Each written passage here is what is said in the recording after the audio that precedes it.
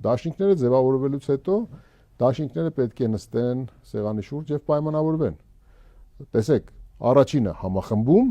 երկրորդը միասնականության ցուցադրություն։ Այսինքն միասնականության ցուցադրությունը որն է։ Հավաքվում են եւ պայմանական 3-4 օրակարգային հարցերի շուրջ գալիս են պայմանավորվածության, որից 1-2-ը օրինակ կարող են լինել ոչ հրապարակային։ Առաջի օրակարգային հարց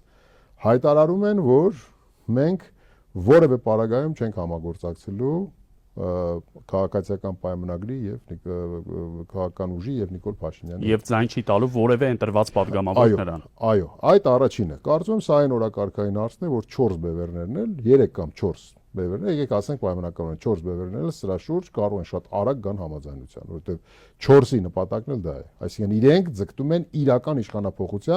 իշխանափոխությունը կամ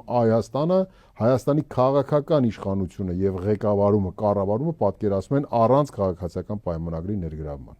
Երկրորդ օրակարգային հարցը պայմանավորվում են, որ օրինակ ընտրապայքարի ժամանակ չեն հարվածելու միմյանց, որտեղ դա ճիգա, դա ջանքեր, դա ռեսուրսները տանում եւ ընդհանրապես էլեկտորալ մեր հայրենակիցներին տարբեր անորոշությունների գիրկն է։ Բոլորի թիրախը մեկը պիտի լինի։ Այո, բոլորի թիրախը պետք է մեկը լինի։ Պայմանավորվում են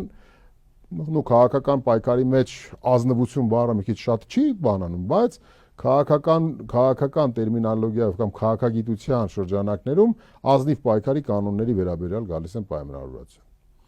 Երրորդը, երևի թե պետք է ասեի առաջինը, պայմանավորում են կամ հայտարարում են, որ բոլորը նեցուկ են, սատար են կանգնում հայ առաքելական սուրբ եկեղեցուն։